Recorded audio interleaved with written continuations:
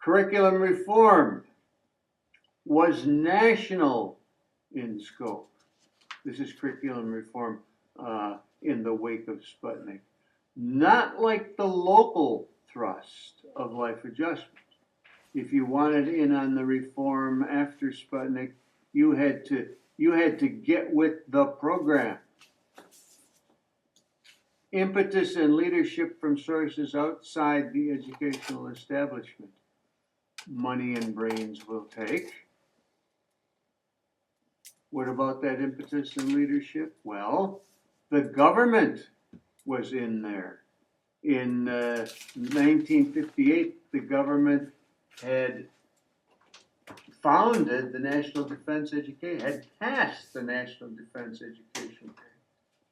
In it, it created National Science Foundation Teacher Institutes. We were trying to keep up with the Russians. How are we going to do this? By producing more science and math folks. Okay, those who are already science and math majors, we will have programs to give money for. Now let's give money to the teachers who are producing the kids who are going to be math and science majors. This was me. It was a good time to be a math or science or language teacher. So the government was involved in the post-Sputnik reform. Private foundations were involved.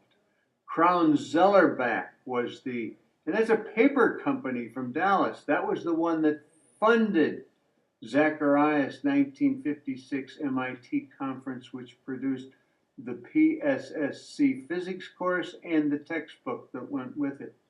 The Ford Foundation gave money to the post-Sputnik curriculum reform.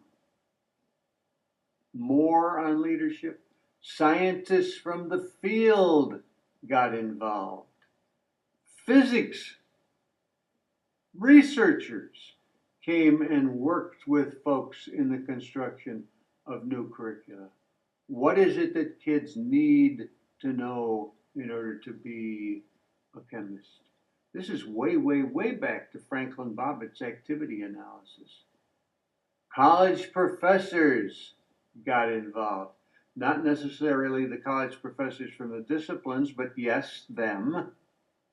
And people like myself who would become science education professors, those concerned with the teaching of science in the public schools. These outsiders Krug would place in the moderate revision camp. They are concerned with the disciplines. Mathematics and science were impacted first.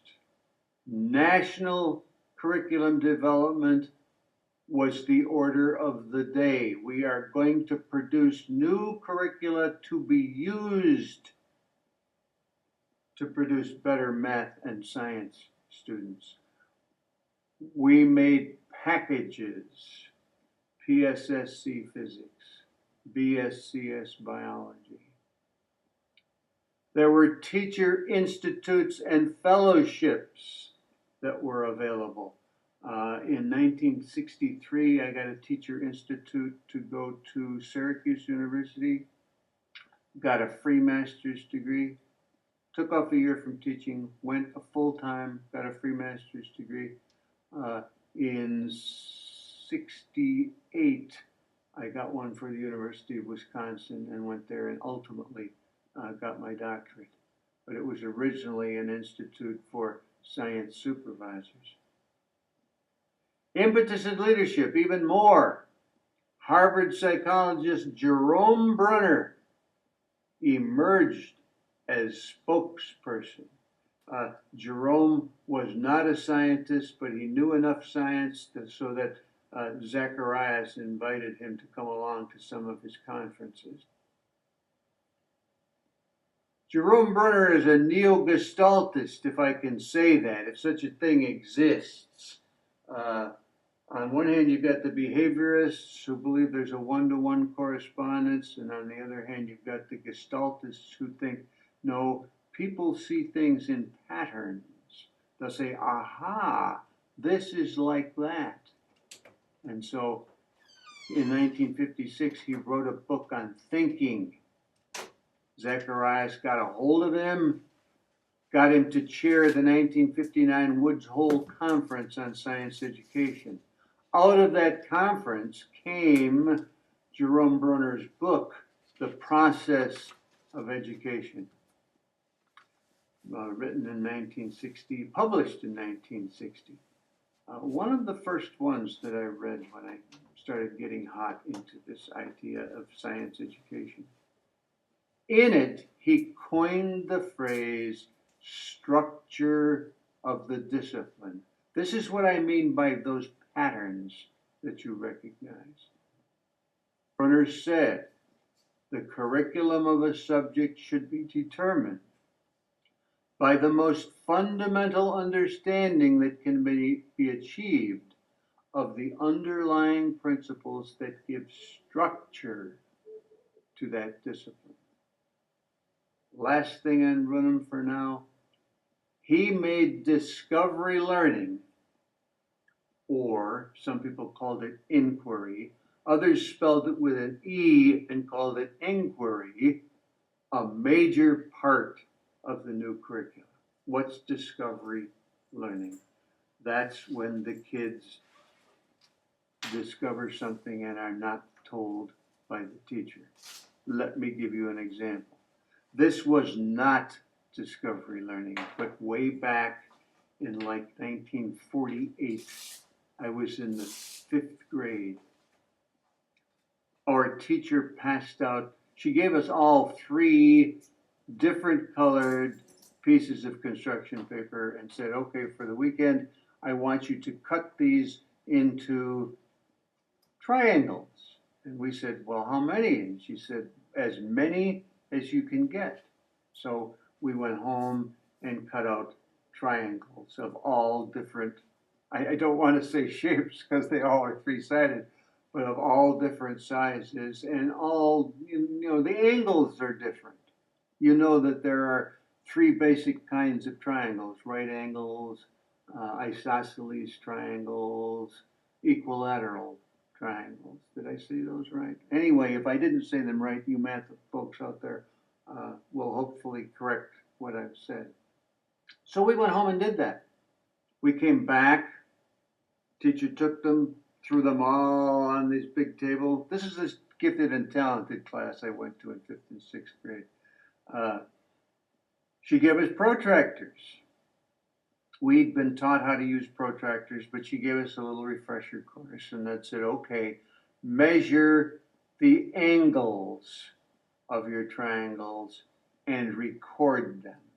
So triangle 1, I've got this angle, I've got this angle, I've got this angle. Triangle 2, I've got this angle, this angle, this angle. And we went on and on and on for about 15 minutes. Finally, Warren Eddy. And I've never told you about Warren Eddy. Warren Eddy's best claim to fame up to this point in time was that he was a wonder at eraser tag. Number 1, he had a flat head. And number 2, he would put petroleum jelly on his hair the day he knew we were going to play eraser tag. In eraser tag, you'd put an eraser on your head, and then you'd chase another person around the room with an eraser on their head, and whoever caught the one person or the other person's eraser fell off was then it and got to pick someone else to play with. Well, anyway, with that petroleum jelly on his flat head, he could hold his head like perpendicular, and it wouldn't fall off. But anyway, Warren said, hey, if you add up the angles in each triangle, it always comes to a number very close to 180. And we, of course, scoffed at Warren because we didn't find that. Warren did. The teacher said, well, the rest of you go back and check and see if that's right. And lo and behold, Warren was right. Now, The teacher could have said to us in 6 seconds, the sum of the internal angles of any triangle is 180 degrees. And we would have forgotten it immediately. As it was, I'm going to say we, although it was Warren, we collectively discovered that fact, and I have never forgot it until this day. I've never forgot that activity. That was the hook in discovery learning that Jerome Bruner thought was so powerful. Moving on.